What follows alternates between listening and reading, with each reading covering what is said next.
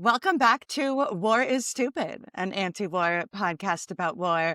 My guest today is a comedian and organizer and newsletter writer. She writes Feel the News, which is comedy and anarchy. She'll tell us all about it.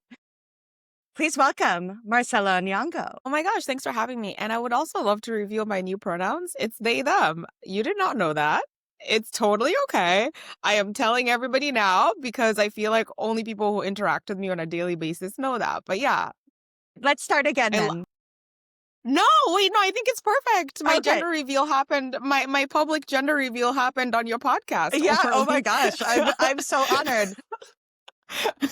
Yeah, like no forest fires were started. No one was harmed in the making of this No gender one was reveal. harmed. It was very chill. It was a very chill gender reveal. No color involved, unless you count my brown shirt. No, it was great. No, thank you so much for having me on the podcast, Orly. I'm excited to be here to talk to you about war being stupid, except for revolutions. Those are the only wars we like, but like the Haitian Revolution. But yeah. Exactly. Let's get into it. Because apropos of gender reveal, what freedom means is, personally, freedom means the ability to live authentically, happily, undisturbed.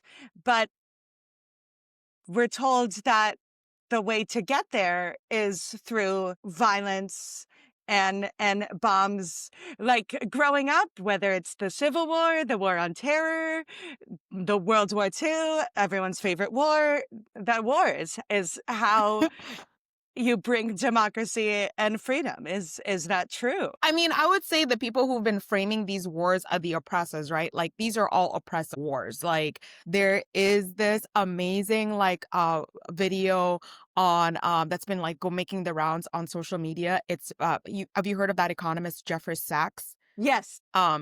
Yeah, and he talks about after 1950, the United States of America has been the most dangerous country in the world, which is very, very accurate. Like they talk about like Iran having nukes. Who is the only country that has ever dropped a nuke on a population? Not Iran. I mean, I'm not saying Iran is great. I'm just saying like the way the United States tries to frame other countries as being dangerous while being single-handedly the most dangerous country in the world is very fascinating because it's a lot of propaganda. So when you talk about these wars, these are all wars that are being fought by people who are oppressing other people. So absolutely, these are not wars for freedom and democracy. And when you go back to like describing what does freedom mean, please interrupt me because I'm a Gemini and I like to talk. I love it. Also, Please. can I just highlight we're not all evil. Just because Trump, Kanye, and Azealia Banks are Geminis does not mean that all Geminis are bad. And Do you my have another one? ex-boyfriend. So this is important. Yeah. Wait, was he bad? Or yeah, he introduced me to his parents, and then they were like, no, so he dumps me the next day. Speaking of evil and war criminals, so War crime. I Not introducing you to his parents and then immediately. But you know what? I feel like that's one of those things where you dodged a really horrible situation. Not to say this in a War is Stupid podcast, but you dodged a bullet, babe. oh, Because can you imagine being in a relationship with somebody who like gives listens to their parents? right to give them veto power. So good riddance. If you're listening to this, I'm doing great. I'm talking to Marcela. I've got a show.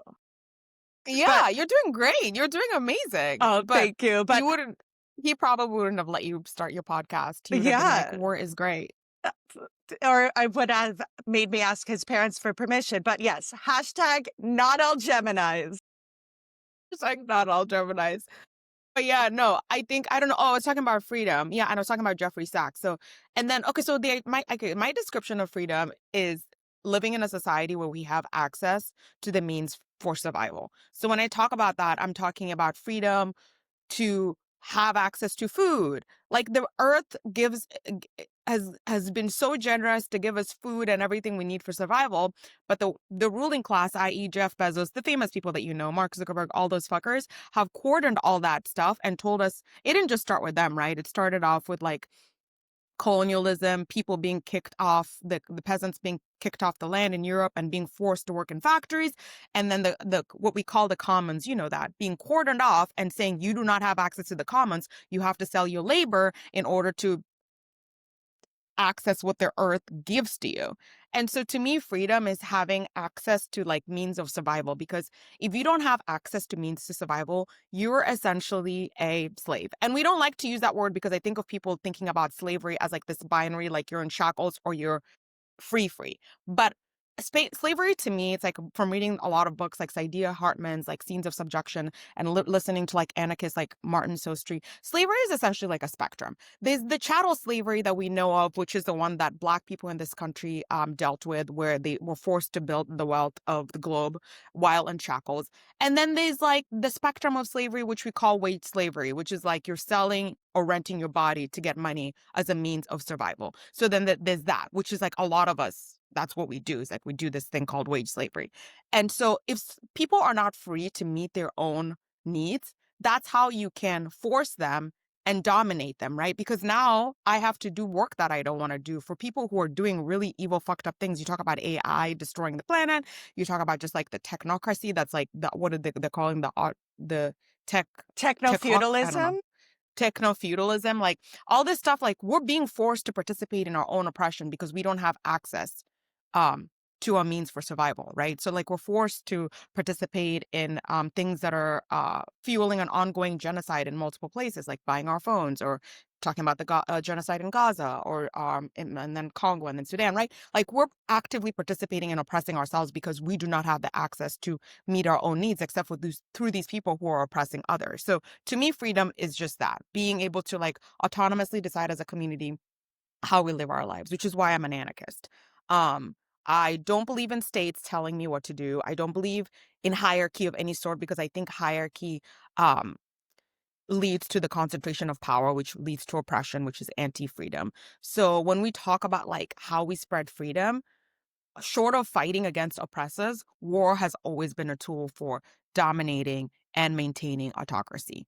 Um, so yeah, that's like my perspective of like definition of freedom, which is very long-winded, No, but I'm now done. that's great. And you have one of my favorite jokes that you introduce your journey to anarchy. It's like, who else? I'll let you tell it. Like, who else went into quarantine? A democratic Yeah. socialist. Yeah. So yeah, I after the pandemic, I went in a Democratic Socialist, volunteered for Bernie Sanders' first campaign. I was called a Bernie bro, which was actually funny because at the time I identified as a woman, but now it Yeah. makes sense. Whatever. So I volunteered for Bernie Sanders' first campaign. Went into quarantine, and I was very confused watching the government let us die. I was like, why is the government letting us die? This is wild. And then I was reading this book, How Europe Underdeveloped Africa, by Walter Rodney. And there's this quote from the book, and it says, the purpose of the state is to siphon resources from the bottom classes to the ruling classes. And I remember it like hitting me like a ton of bricks, like, oh my God, the government is literally doing what they're supposed to be doing, which is actively oppressing the working class to serve the ruling class, right? And so after that, I kid you not, I Googled, what's my political ideology if I don't think the state should exist?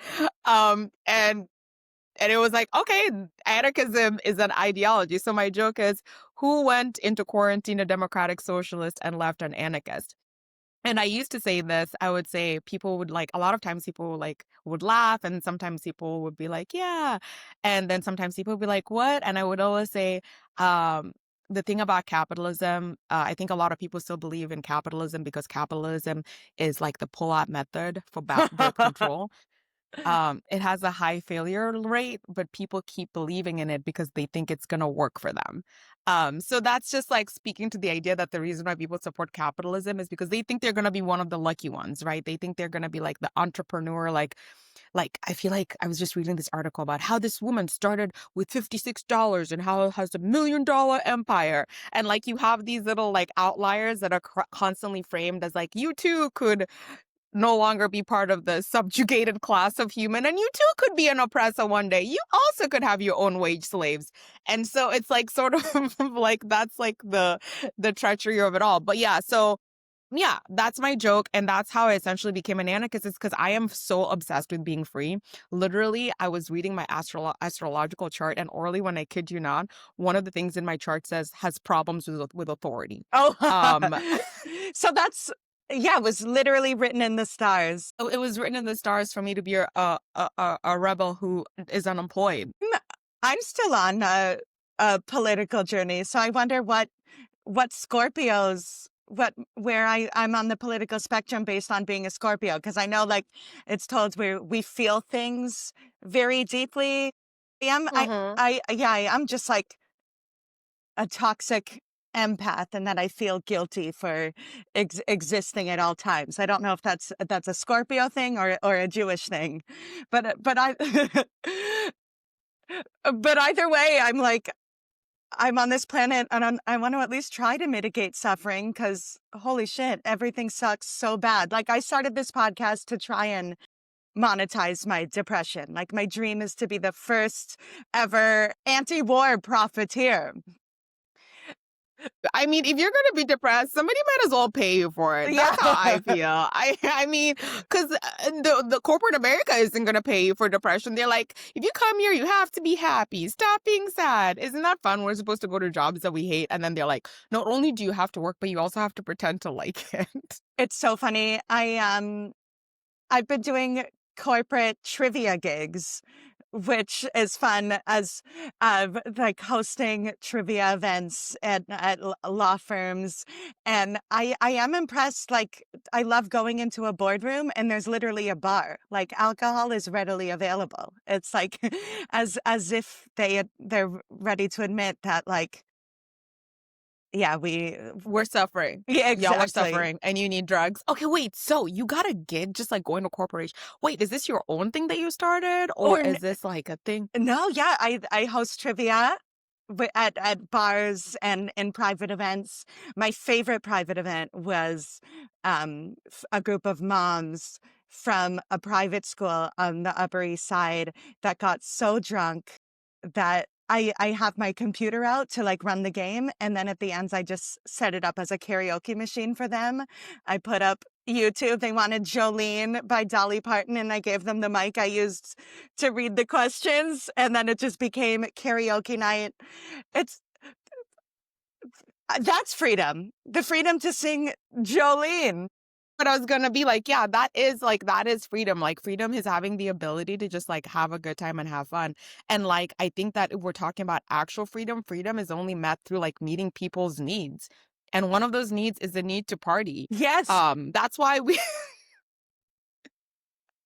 that's why we will do anything to party. We will spend money to party. We will go places to party. And like the actual freedom, like violence as a mechanism for um reaching freedom is um is constantly sold to us by people who want to continue to dominate other people. Because one thing you never hear the United States government say is that the Haitian Revolution was so great, right? So like actual like violence for freedom, like there's the Mau Mau fighters, there's like anybody like in like the Middle East or even in Palestine rebelling against your oppressors. Those things are never viewed as acts of freedom. They're always like I grew up in Kenya. I was born in Nairobi. And so the Mau Mau fighters were a freedom fighter group. They Against the fought against British. the yeah, they fought against the settlers in Kenya.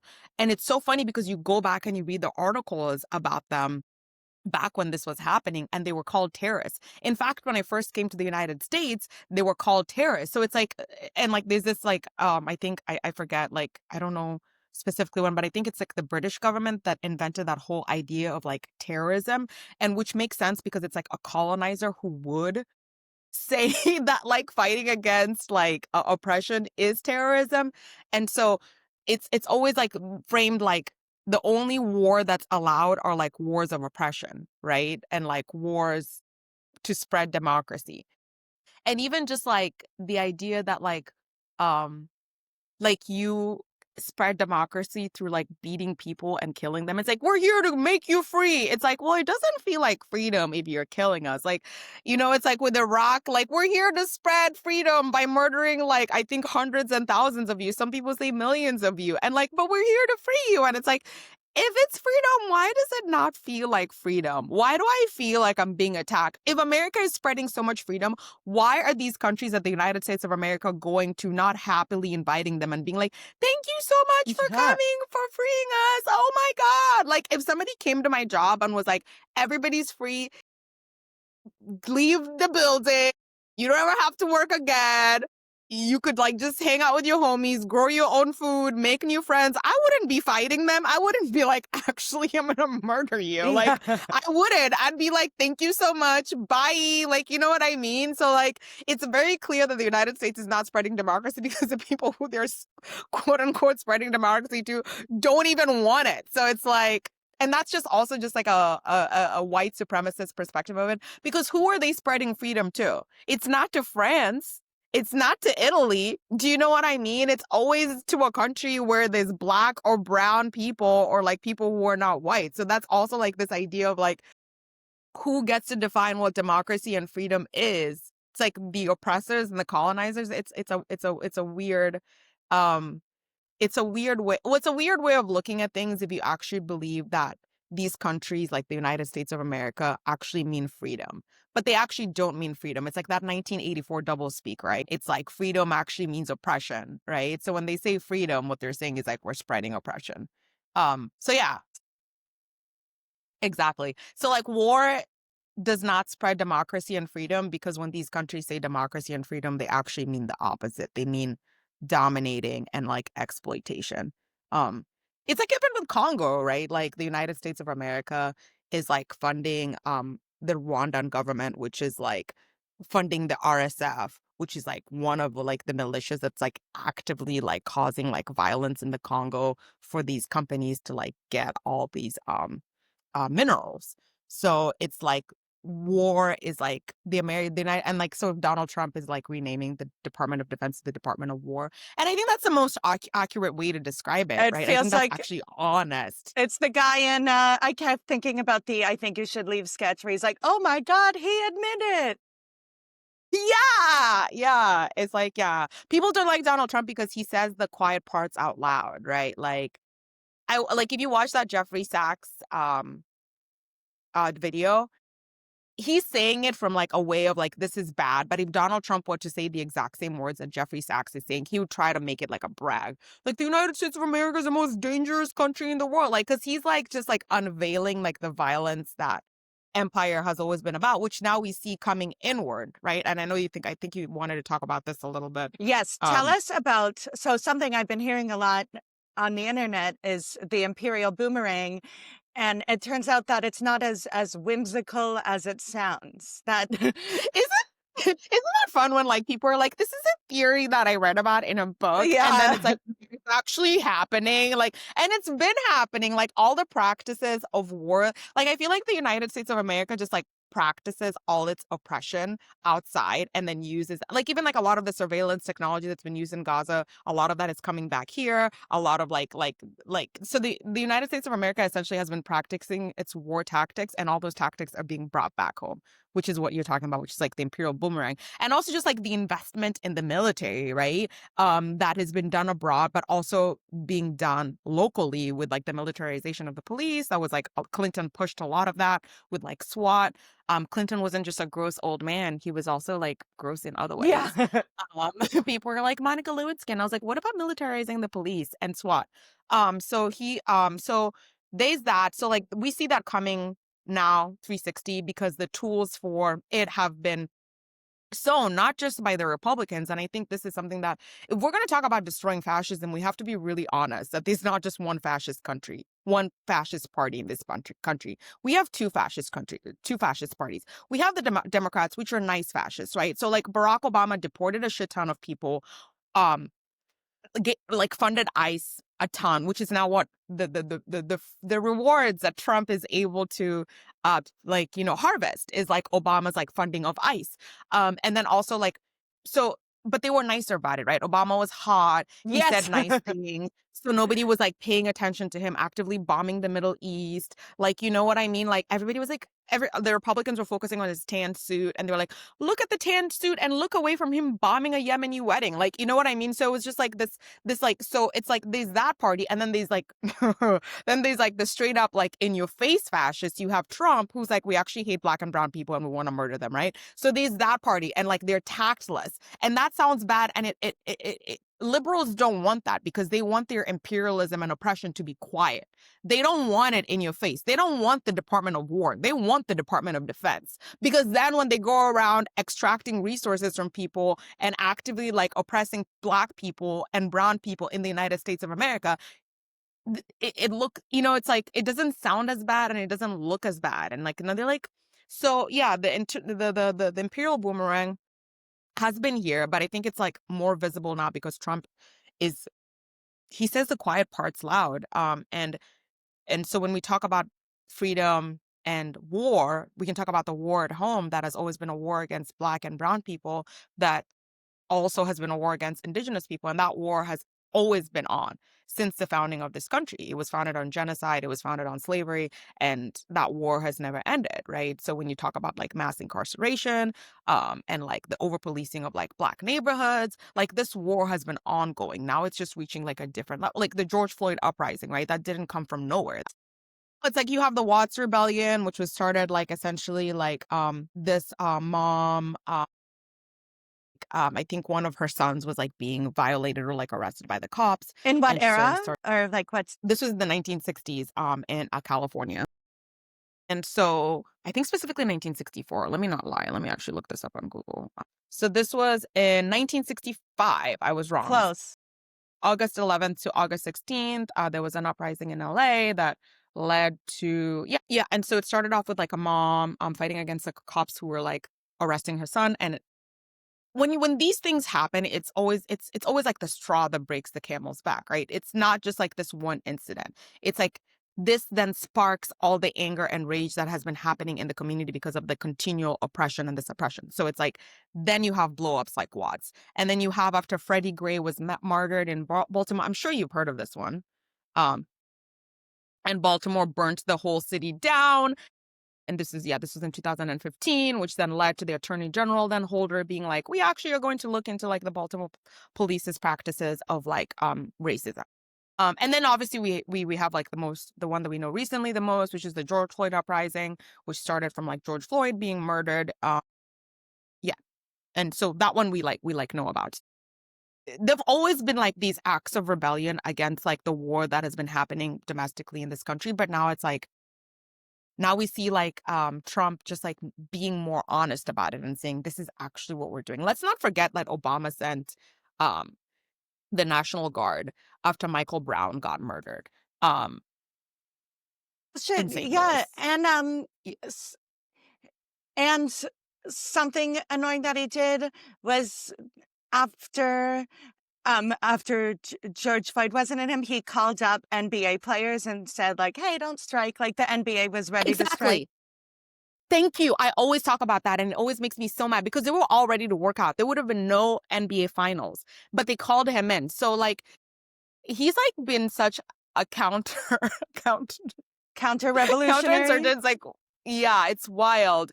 It's really wild because people just like, so, yeah, so we talk about the imperial boomerang, and I think now it's more clear, but I think it's always been around. It's just like, because it's always been happening, because this country has always been oppressing aspects of the domestic population that are viewed as not, I mean, what's the word that I'm going to use? Aspects of its population that they view as criminals because Black people, once they were no longer enslaved, to be a Black person in America has always been to a criminal other than when you're in chains, right? So like when a lot of the Black people were kidnapped and trafficked and brought here to work, they were all enslaved. And then when they were free, this whole country has always talked about the Black problem. What do we do about these Black people who were brought here to like labor and work for free and be enslaved? What do we do with them as free people? And so that has just led to like this idea of always wanting to contain Black people by any means necessary to protect whiteness. So the war on Black people has always been happening ever since this country was what do you want to call it? Stolen? whatever created. I don't know how you want to frame that. But now we see more of it, obviously, with Trump being honest. Like I live in DC, the National Guard is everywhere. It's Yeah, actually what's really it been safe. like? I yet another thing that I'm just seeing through the internet, and yeah. I mean, it's not great. It's not great. I How mean, different is people are it? always like, Or how go ahead. different is it from New York when we got the NYPD playing Candy Crush on every corner? Like, does it feel different? Or I was talking to somebody about this. New York is the NYPD is like bigger than most militaries, right? And I would say New York City is a very policed city, especially where I live in Flatbush, where there's so many cops all the time. Like I remember the first time, like I had lived in New York City for a while, and then I went somewhere which was like a predominantly white. I think we went to Montana, um, and I saw one cop car, and I was shocked because I was just like not, you know what I mean? Like the norm for me is seeing like yeah, and like so that's the idea we talk about freedom and democracy. It's like which is like i.e. safety. If police are needed to be safe, then why is it that the places that are considered to be the most safe are the places that have the least amount of policing, right? So we talk about like white neighborhoods. So it's like so based on this conversation or like based on this logic, then white people should just be committing mass murders all the time. I mean, they do the shootings, whatever. But like white neighborhoods should be considered these unsafe places, right? Because they don't have a cop every corner. So it's like so explain that to me, right? So if like cops are supposed to keep you safe, why is it that the places that are considered to be the most safe have the fewest least? cops. So it's almost as if you're using these cops to be make places unsafe, you know? Or like it's almost as if there's other ways to keep people safe, i.e. having like their needs met, right? So it's like and like these conversations when we talk about it, like abolition, it's like people need to have their needs met for them to be safe. There's no such thing as safety when you're starving. There's no such thing as safety when you don't have access to like basic like environmental requirements like trees. Like trees are known to like reduce anxiety, reduce the heat, and then where are trees not in black neighborhoods? So it's like just like the ecological warfare, as long as like and as well as just like the material warfare of it all, and then you send in cops. When like there's even this article that came out that the amount of like the National Guard like being deployed to Chicago would cost more than like housing all the houseless people. Oh my So God. you see here that it's not about safety. It's not about freedom. It's actually about oppression. And so that's why I like to say these words, like it's like double speak. Like they say these words like freedom and democracy, but what they really mean is like oppression. But anyway, going back to DC, it's really bad. The National Guard is everywhere. Um, and they're specifically targeting black and brown people. They're like ICE checkpoints. There used to be like a group of like delivery drivers who used to hang out outside my apartment. And as soon as the occupation of the National Guard and like it's not just the National Guard, it's the DA, it's like the FBI, it's like all the United States of America has a diversity of cops and no health insurance. Yeah, It's like, so many you know, flavors. so many flavors. It's like what like Mike and Ike's or like Skittles.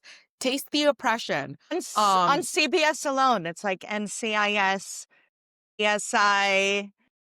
But yeah, they canceled Colbert to make room for a new flavor of More cop cop. again. Yeah. Wait, what is it? Are they gonna have another cop show? I don't know. But But odds probably. are it's either another cop show or or some variation of Sheldon, be it a younger Sheldon or an older Sheldon. Okay, wait, no, you have to tell me about Young Sheldon. I know that I'm like changing the subject, but I actually have heard about this show so much and I don't even know what it's about. Yeah, it's a spinoff. I've never watched it, but I did watch The Big Bang Theory. Don't tell anyone. Um, it was before I was fully pronounced a comedy nerd. It was on when I was in high school, and it's a sitcom about a bunch of nerds and a hot girl who lives across the street. And then there's like the breakout character is this like a really spectrum-y guy named Sheldon, and they're like, we need to see what he was like when he was younger. Hence, Wow. young I Sheldon. love that. Oh, and so now they're like having like the prequel to Or they did, and it ended because younger Sheldon hit puberty, and they're like, "Okay, now he's just regular Sheldon." so it's like when the timelines collided, they were Yeah. like, the show is done. Okay, that's interesting. So Okay, there's an cool. opening on the schedule for a Sheldon. Maybe they could do Teen Sheldon or no? Oh, Yeah, that's or when they Cop Sheldon. not Cop Sheldon. Just tie it all together. Oh my God, Cop Sheldon. What would that be? Like using science to like faux science to like arrest people, which is like what all these like CIS shows are. Yeah, that's so yeah, just forensics. um, wait, I don't know what I was talking about. Oh Oh, yeah. life in DC right now. Yeah, yeah, yeah, yeah. Yeah, it's really it's actually pretty grim. I did jail support for the first time in DC. I used to do jail support in New York, haven't done it any in DC. And it was really sad because there was a person who just come out and they were just talking about like being racially profiled. I'm not going to talk about the details because I don't want that person's business out in the streets. But it was just really heartbreaking because this person was like, I don't understand like what happened. Like it's like I didn't do anything. And I was just like, yeah, it's racism. And he was like, yeah, it's racism. And he was just like really, really, really upset, you know? And like I felt really badly for him because here he was trying to be like, if some such violence being used against me, there must have been a reason. Right. And I think a lot of times people don't want to accept the fact that that reason is just like white supremacy, you know, like that is the purpose. That is the end. The end, the goal is to contain blackness and maintain white supremacy. And like I think, yeah, it was really hard. It was really hard talking to him because I could tell he was just like really upset. Which another thing we can talk about too is like doing jail support is another way to spread freedom and Yes, care. please. Yeah, tell me about ways to help because I'm Yeah. So I think go ahead. I'm just fully underwhelmed by them, overwhelmed by the magnitude of horribleness. Yeah, I think it's so easy because obviously like they were talking about the, like we talk about the shock and awe where it's like just doing all these like really cruel things all at once so people feel hopeless. And I think in the face of autocracy and hate, not to be corny, but I'm gonna say it. The best thing to do is to fight with like utmost and complete love and care. Because what the system wants us to do is believe that violence and lack of empathy, hence the Department of War, and cruelty is the way humanity is supposed to live. And like, it's like, I think the best way to fight that is to be like, actually, no. The best way for us to exist as a society is through love and care. One of my favorite people on Instagram, they're called Logan Grandel, actually just like made a video recently talking about like the lack of empathy in our society and how like fascism is not just like a systemic thing but it's also like a personal thing. And I think the experience that they were specifically talking about was seeing a homeless person or like somebody who at least didn't have a home for that time was like just like sprawled out on the street and people were just passing this person and Logan went up to them and like shook them and were like, are you okay? And like got them water and like came back and like gave them a banana. And it wasn't for them. And they made this very clear. They were like, I'm not sitting here trying to say, oh, I'm a great person. I'm just saying that it's like, how many times do we see people who are straight up dying in front of us and we just like, gotta go to work or Yeah. like, gotta go party, you know? And I'm not trying to say that I've not done that. I'm just trying to say, but what if we decided not to do that, right? What if we decided to stop everything and created a world of empathy? And so, like, I think jail support is an example of one of those things which anybody can do, right? So a lot of times when people are released from jail, they don't have a phone, they can't call their loved ones, they don't have shoelaces, they because they take them away, they don't have belts because they take those away, they are hungry because the food in there sucks. So yeah, jail support, like a very like jail support 101, go to any central booking anywhere. So if you're in like New York, there's Brooklyn jail support, there's Manhattan jail support. In DC, you could just go to the DC Superior Court. You and a bunch of your friends, even just you by yourself, could just stand out there and you see somebody coming out and they don't have any shoelaces and be like, hey, welcome to the outside. Like, do you need anything? So it's like start a pack for jail support, shoelaces, a belt, belts, water, snacks, cigarettes, because sometimes people smoke and like they need it. And like just like and also just like being open to talk to people because sometimes people just like need somebody to talk to because what they've gone through has been pretty traumatic. Like you can imagine being I've never been jailed before. I don't know if you have. You can imagine like the trauma Yeah. of like just like having your freedom taken away and like being held up somewhere for like a long period of time. Sometimes people just like need to talk. So I would say like that's something that if you are like, I don't really know what else to do. The state is arresting a ton of people right now. Do that. And then there's also just like general cop watch, right? So if you see the police doing something, record it. Because one thing that I've noticed, I've been taking photos of these National Guard every single time I see one. They don't like it when you're watching Oh, them. interesting. It, yeah, they're not there. They don't love the attention. Yeah, it's like, yeah, they're not like TikTokers. Yeah. They're not like, look at me. Like, they're not like, they don't like it. They don't want you to take photos of them. And it's like, and that just speaks to the fact that, like, if I thought I was doing something good and somebody wanted to take a photo of me, I would be like when I'm at the beach, I'm like, Yeah, exactly. like, you know what I mean? I'm like, yeah, like, so like these people, like, they don't want you to take photos of them. I think it is really good for us to document this. Also, just like, for a way for them to know, hey, we can see you, you know, like we we know what's up and we can see you. And another thing is just like looking out for people who are being oppressed, like the people who are targets of this oppression right now. So it's like if you see somebody being carried away by ICE, it's like record that shit, you know? And like broadcast it, you know. Well, not broadcast it, but like record it and like if ask them if they have a family member. When I say broadcast it, it's like ask them if they have a family member. And if you can reach out to the family member if they don't have one, because I think sometimes some people like their family members maybe they don't even know what happened to them. So like and also I think making a lot of this stuff public is good. It's like so people know like what's happening to people because I think the thing that like autocracy and dictatorships thrive in is silence. And that's why, like, sometimes they'll even arrest people who are, like, documenting these things because they want it to be silenced. And I would say mutual aid, you know, like, take care of each other. You know, if your friend can't afford rent, help them out. Like, when we talk about mutual aid, it's like a very reciprocal thing where it's not just like, it's not charity. It's like, this is my responsibility as another human to make sure that in an oppressive state where certain human beings are deemed to be more valuable than others, I play the role of trying to equalize it to the extent that I can. And like, and that includes like people with more money giving money away. If you're a white person, question your whiteness.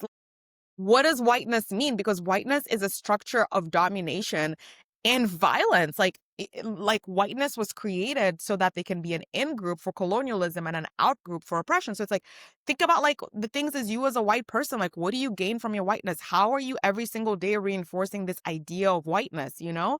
And I think that's like really important because I think a lot of white people move around um in a way that just like reinforces like a system of oppression. So yeah, when you see yourself and you're in a room and there's only white people and their resources, ask yourself, why are there only white people in this room? Like, what's up? And on this comedy I'm talking lineup, it exactly. That's happens. what I was gonna go to. I'm Yeah. talking to you Bushwick comedians. Like when you like are like, hey, like everybody's getting paid to do this. Okay, but we're like question that, you know what I mean? Because it's like systems of oppression are systems of oppression because they require humans to maintain them. People like to act like racism is just like this thing that happens, but it's like somebody's doing it. Not just somebody, lots of people are doing it. Um, and maintaining the systems that continue to perpetuate them. Like that's a person. Like Albert Systems, like that's a person who's working there. Like, you know, Google, like there's a person. AI isn't fully working, so there's humans Yeah. doing this work. So it's like, yeah, question how like, and this is not even just like, obviously there's like the whiteness of it all, but then just like even like other people, like question how you every day are participating and reinforcing systems of oppression. Like think about that and think about how, because this system requires us. Like if we all woke up tomorrow and we decided I no longer want to oppress other human beings for my survival, it would stop. Like if we all woke up tomorrow and we're like, I'm not going to go to work. I'm going to spend my time trying to grow food, taking care of my neighbors, making sure everybody's okay. If we all did that, there is no, like, do you know what I mean? It's not like, And it's interesting, because I don't know the timeline, but that is how societies functions for a good, what, millennia? These smaller structures. Yeah, and egalitarian at that, right? So it's like everybody worked together and everybody worked. There wasn't unless you couldn't, I'm sure, right? So like, yeah, think about like how can and a huge part is decolonizing your mind. And I think that I'm not gonna come here and be like, I know stuff and blah blah blah. I have a lot of bad shit in here. Like, you know what I mean? That was put inside of me because that's what school does. That's what all the media we watch does. Like, I watch so much Sex and the City and Yeah. Girlfriends. And when you talk about like capitalist propaganda, I You mean, don't think self-actualization is found through buying shoes? not Prada. Yeah, Yeah, like Manolo Prada, Blahnik. Dior shoes. Yeah. Peak freedom is owning an Hermes bag, Birkin nonetheless. Yeah. Not even having to be on the wait list, having shipped to you. That is actual peak freedom. If I recall correctly, I think it was in the first movie. I think Mr. Big didn't propose with a ring, but with a walk-in shoe closet.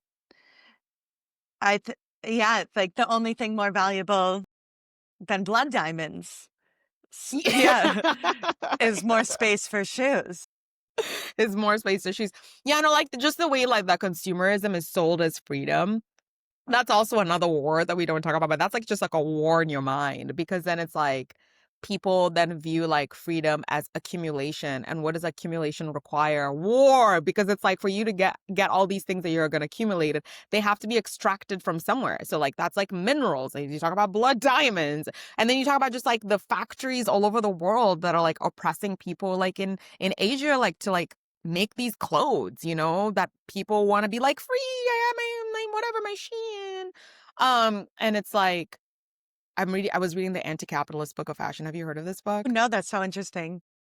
Oh my God, it'll make you want to burn all your clothes. I It I is, guess, it is. shop secondhand or vintage because then you're 1 degree away at least. Is that, like, the practical Yeah, advice? or like, yeah, and also it's just like clothing swaps are really great. Like we've done it. Yeah, You remember the comedy clothing swap? it's Shout so out to the fun. comedy swap. Yeah, shout Yeah, out to clothing swap. Kenise.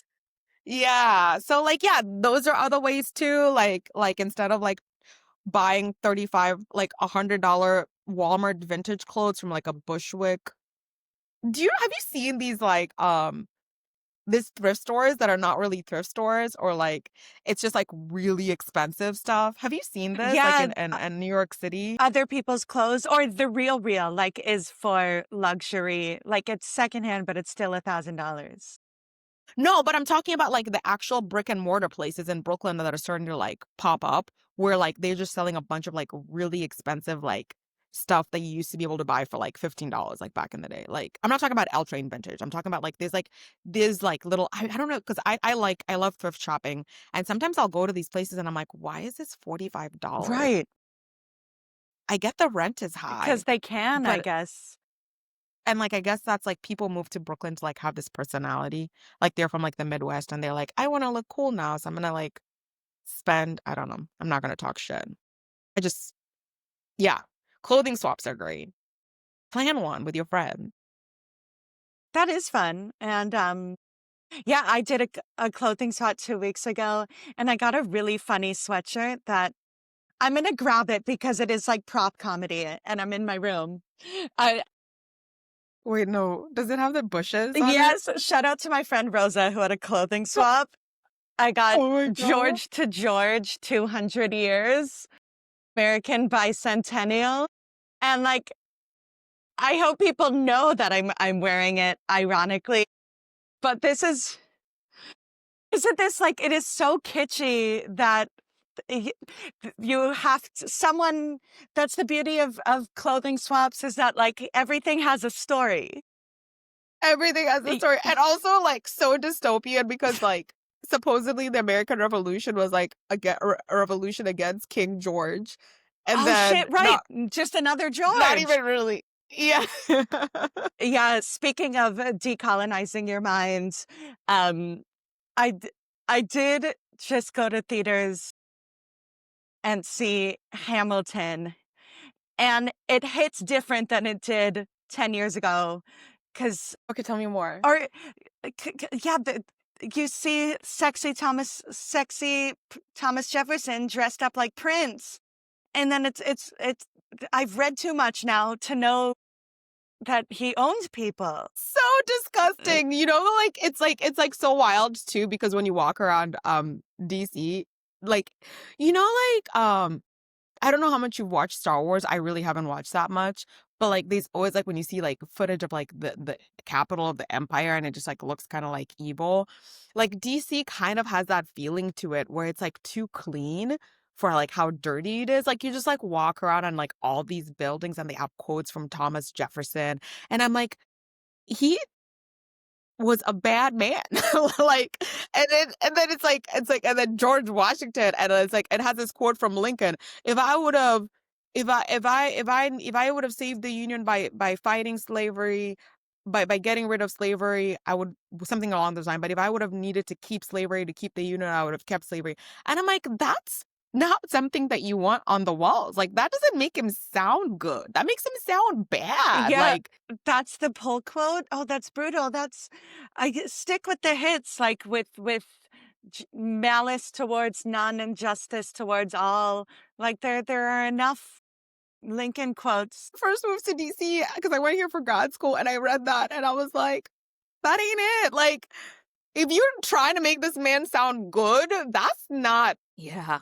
Yeah, Yeah, no, it's wild. if you want to make that man sound good, highlight the fact that he was 6'4". And this is for Tinder, obviously. Exactly. Yes. 6'4". Now, is that with or without the hat? Right. This is such a corny early stand-up joke that because I was an American Studies major, I was just like, yeah, like my dream guy is Abraham Lincoln because he's 6'4", sensitive, and likes going to the theater for a bang. Honestly, I think you should bring that joke back because it is actually really funny. I feel like Gen Z likes those types of jokes. Yeah, and it's not too soon after the Lincoln assassination. No, But not too soon. we're talking about so Or that could also be a tag. No, I hope it's not. Yeah, yeah. not too soon. Not too soon. No, that's so funny. Yeah, Lincoln was interesting because I don't know if you know this, but when he first started the Civil War, he wanted to make it very clear that this was not a war to liberate the slaves. I don't know I know if you that knew that. I know that it wasn't until 2 years in that he even mentioned. Yeah, and a lot of it is because a lot of black enslaved people kept on leaving the plantations and joining the Union Army. And then the Union and like a lot of the white people up north didn't want to fight in the Civil War because they wanted to keep black slavery. So it actually made sense because then like the Union could use all these black people to fight in the army and also deprive the Southerners of their free labor to continue winning. Um Yeah, keep going back to self-interest. Like people need to realize that it's in their self-interest not to oppress people because as long as you're oppressing people, there's the possibility of, in addition to the moral being a morally bad thing to do, like you're not safe as long as there's the possibility of the guillotine. Like people don't talk about it that much.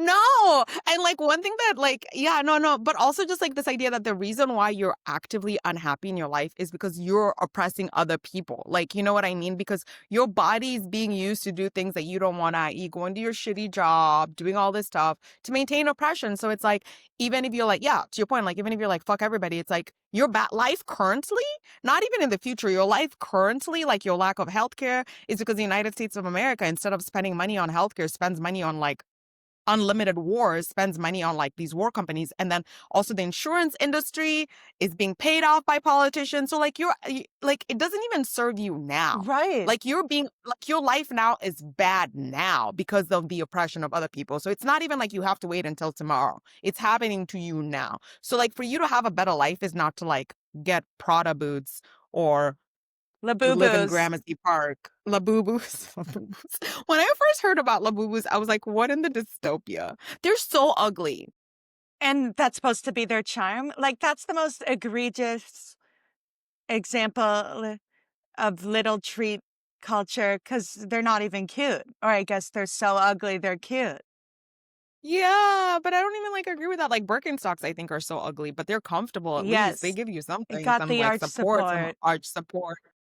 For flat-footed people, you're great. Like, you know what I mean? But I'm not trying to keep oppressing people to buy Birkenstocks. I'll give up my Birkenstocks, you know? to go back to walking barefoot and be in the land. I'll give that up. Uh, Now I sound like a white person who doesn't like to wear oh shoes. yeah, or no, yeah, you need to be in your folklore era. That's that's the white version.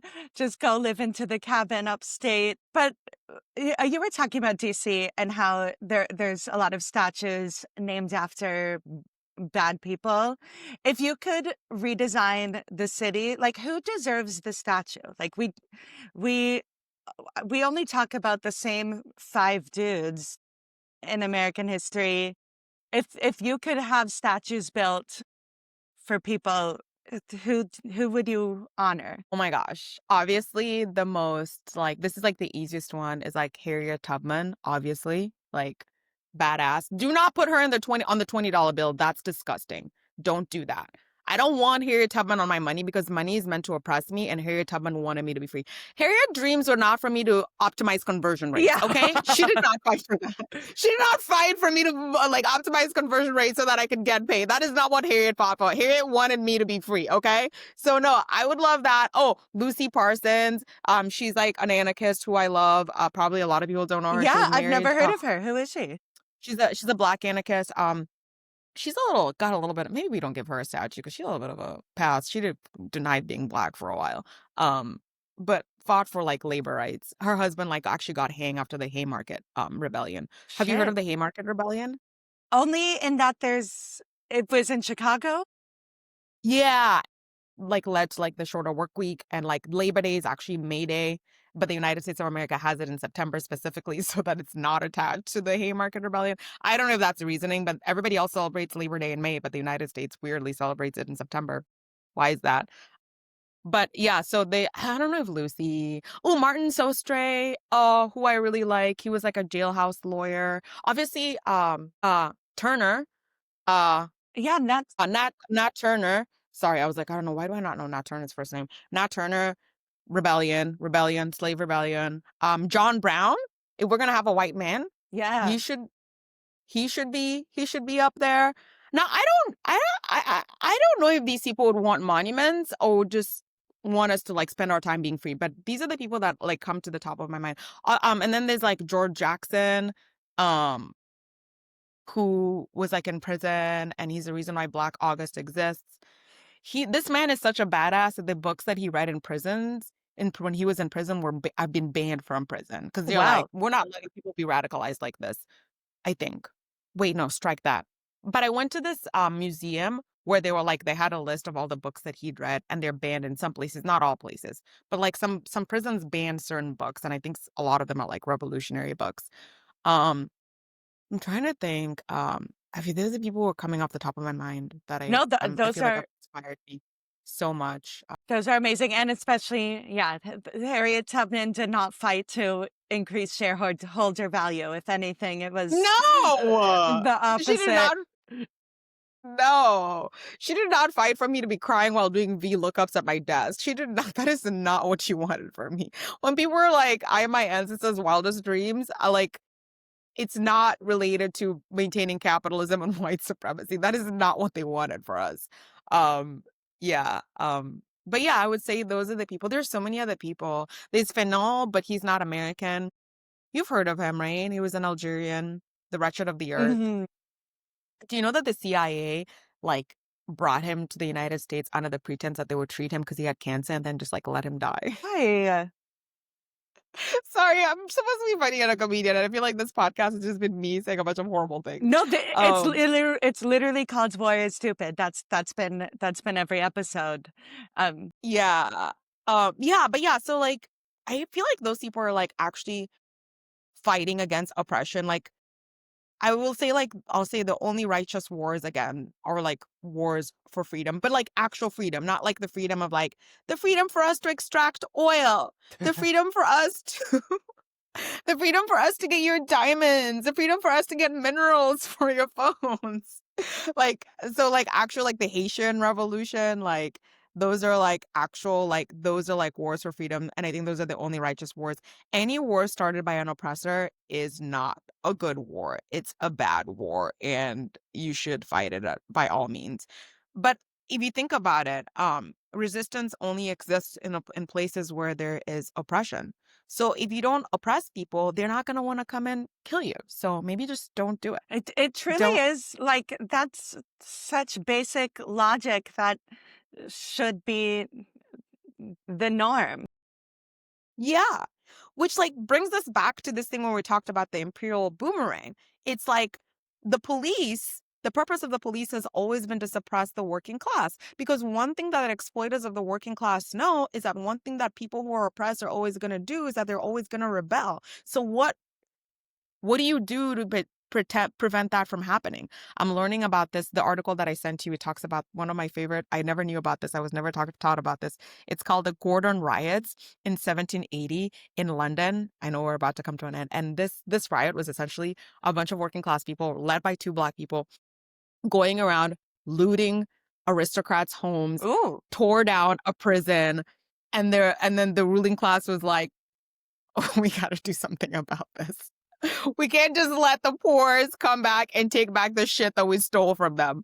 And then like so that was like one of the conversations about policing that started. And then in like Charleston had like the largest Black population. That's where policing as we know it now in the United policing started off there in the form of like slave suppression. And so like that from that lineage of policing, that's like the lineage of Southern policing. So like when people say that policing came from slave patrols, a lot of it is like linked back to like Charleston, and like the reason why they had a high policing there is because they had a huge Black population and they were constantly afraid of like insurrections, which were happening consistently, which is something that we're also not taught, is that enslaved people were constantly rebelling all the time.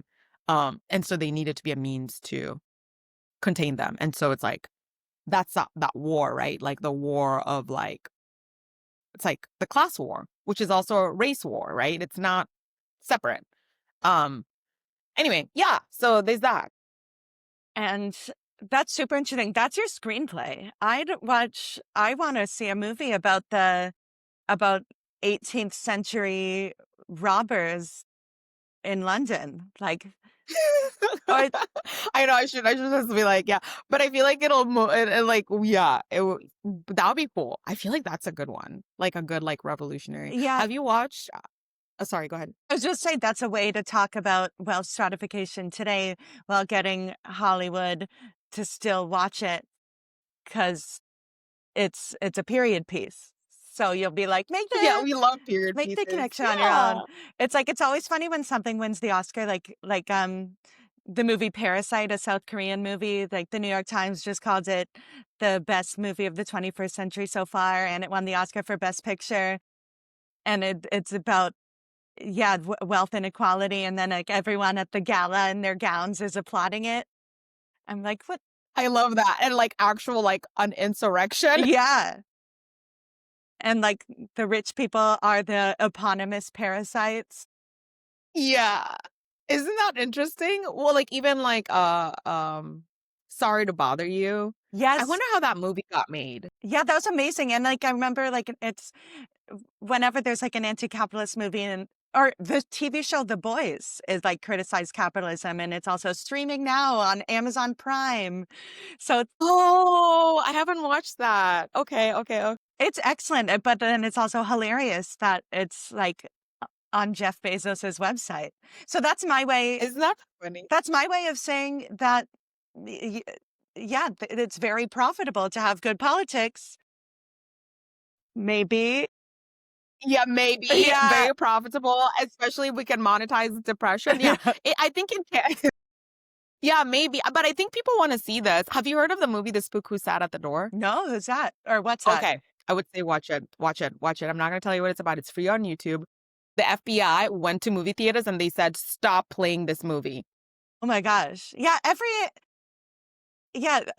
and we're comics, we know every comedian like likes to think they're anti-establishment, but they're just quoting the Republican Party. If unless the FBI is at your door, you can be The anti-establishment, unless the FBI is going to the New York Comedy Club and is saying, exactly. "Do not commit Orli Yeah. Matlow." Yeah, you everyone can be could be trying harder. Yeah. I have one last question before we get to plugs, because I read yesterday. So, what is your most galaxy brained take? Because I read a thread yesterday that says that the anti vax movement is class warfare to like try to get the working class killed by letting them have preventable diseases. And for And to what end? I guess was a question. To what end? to, What did that person say? just population control to have people die off. Because they don't need as many workers anymore because of like the technology that now the rich people have to serve them, so they don't need as many like actual human slaves. Is that why? Because that makes sense to me. Yeah, it's interesting. I couldn't really follow the thread, but I was like, okay, that's a galaxy brain take. Do you have any other big like? I have never heard of this galaxy brain take thing. Wait, what is that? Where's that? Sorry, now I'm going to ask you this before I say anything. Where does that come No worries. from? That's the meme where it you it's a meme where you just see like someone's head exploding, and it's used for like really extensive, not highbrow per se, but like almost like conspiratorial, but not necessarily bad. I see. Oh my goodness, what's my galaxy brain take? Oh my God, I don't know. I feel like oh, that's such a good question, Orly, because I don't know if I have I don't know if I really have one because I guess the one that I could think about is oh I've been and this is I don't know if this is a galaxy brain take as much as it's just what it is. So like those trad wives, Ooh, like the trad wives, like the white women, and most of them are white women. Am I correct? I don't really know about this. I've just heard people talking about it, and it's always yes. people complaining about like annoying white women. Um, and I think that the trad wife for me is actually like white women realizing that they fought for the wrong type of feminism and now they're regretting it. Like they went to the office like when well, like this like bell hooks talks about it like when white bourgeoisie women started framing feminism as the struggle to get women into the offices, like black women who've always worked were like, this ain't it. We have a job and we hate it. We work for y'all's asses and you suck. We have to vacuum your homes. We don't even know what you're complaining about. Where they're like, we don't want to do your dishes. I'm like, you're not doing your dishes. We are doing your dishes. And then like a lot of poor working class white women were also working. We're like, what are you talking about? We work. And so like all these rich white women went into the office and then they realized that that place sucks. It's terrible. It's not fun. Doing VLOOKUPs and conversion rates, and they realize it sucks. It's bullshit work. And now they're like, actually, the work that matters the most is the work that we thought didn't matter. And so now they're going back home and they're like, actually, this is great. But the reality of it is like Bell Hooks talked about it. If like feminists, like the white feminists would have gotten on board with black feminism, which is like actually true liberation, the fight for freedom for gender would not have been the fight to go into corporate America and compete with white men. It would have been for like a society where we all have our needs met and we're all taken care of. And like, so these trad wives are essentially just like running away from something that their ancestors fought for them to have because they don't like it. And I don't know if that's a galaxy brain take, but it's just like I've been thinking about this a lot. And I'm like, y'all just went into the office and you realize it wasn't as cool as you thought it wanted to be. And you don't want to be a girl boss. And so now you're like, I'm like, actually, it's cooler to like wear a lot of makeup and stay at home and like be like an oppressed housewife because they're really not oppressed. Their boyfriends make a lot of money. They're not really doing anything. They're just going back to the thing like their whatever their ancestors did. Anyway, that is my galaxy hot take. And the hot take should be like, nobody should be fighting for the right to work in corporate America. We should be fighting for the right to destroy corporate America so we can all stay at home and cook food with our friends and party. And you can wear an apron if you want to, but you don't have to. Yeah, that's I don't mourn the end of the girl boss era. Uh, there's nothing. Nobody wants to be it. Even like the girl bosses were girl bosses. They were scammers, which honestly I love. Like, what's her name? Elizabeth Holmes. Shout out to Yeah. her. Shout out to Elizabeth Holmes. I don't even like. I'm never like gonna get here and be like, go white woman. But I'm like, she stole money from a bunch of rich people. I'm like, if you're gonna girl bosses, at least commit crimes. Like, you know what I mean? Like, don't like, and then share it with your community. Don't like just like keep it for yourself. Like, if you're gonna steal billions, use that money to uplift people from poverty. You know what I'm saying? Like, anyway, scam, not girl boss, girl scam era. That's Yeah. what we need to bring. That's what we need. Well, I love that. That's the next real feminist rallying cry. Because men have been scamming everyone for so long. So that's equity. Female Yeah. representation in scams. Yeah. Scam them. A better version of Ocean. What was it? Ocean. Oh, Ocean's 8 was the one with women. Ocean's 11, the Yeah. OG. Yeah. Yeah. But make it like Black feminist, like as a foundation, and not like white feminism. Because white feminism is dangerous. It's the reason why people are now, that's why the girl boss era happened. Because all these white women were like, we want to go can be with kids at home. Like if you walk in parks, like, I don't know, you see it in Brooklyn. Yeah. And I'm just like, how about both of you stay at home and watch your damn kids? Actually, maybe don't watch your damn kids because then you're going to raise assholes. Maybe this is for the best. I don't know how I feel about this. Anyway, yeah. Yeah, well, I don't know. yeah, well, there was that New Yorker cover the other day, like that went viral, that it was like a Black nanny watching a white kid and then showing the picture of her kid. Like, it's enough of a trope that they put it on the cover of the New Yorker. Isn't that wild? Isn't that wild? It's so funny that people have been taught, like, have you read Bullshit Jobs Not yet. by David Graeber? So he talks about the most important work is the work that is devalued the most in society, and that is care work. And, like, the work that is the most damaging and most villainous is the work that's, the most venerated.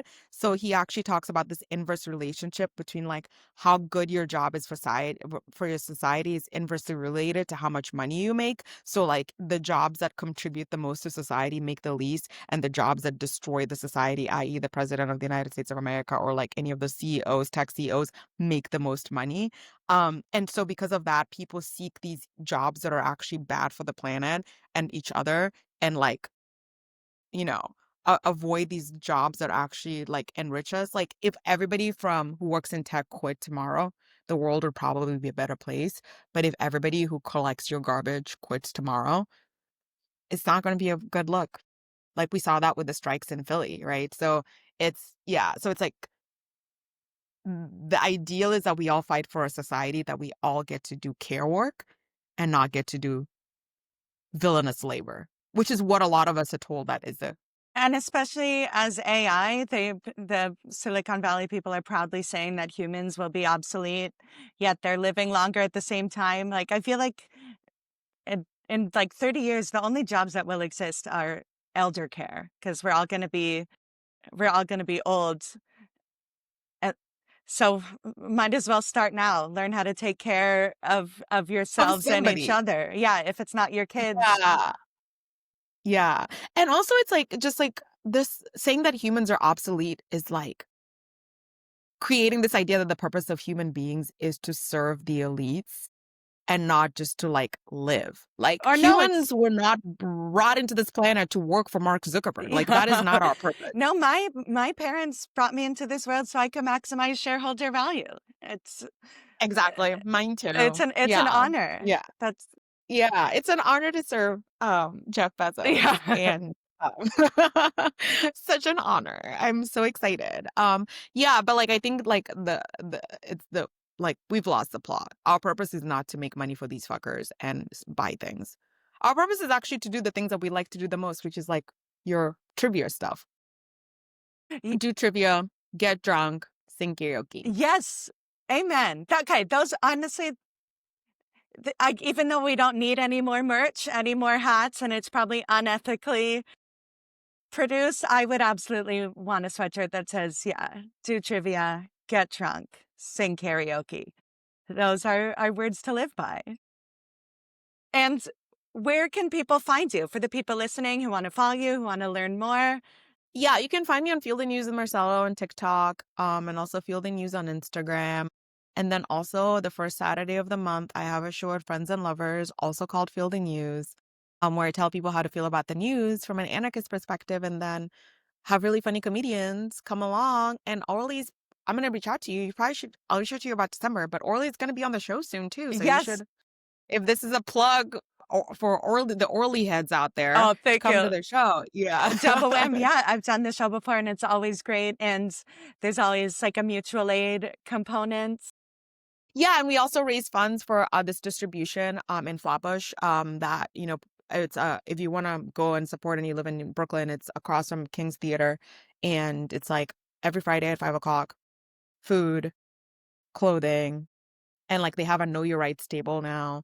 Yeah, so this show also raises funds for that, and yeah, it's community supported. So come to the show and go to the mutual aid and start a jail support or a clothing swap or a trivia karaoke thing. Yes, let's make sure people's needs are met, and needs also include the need to do karaoke.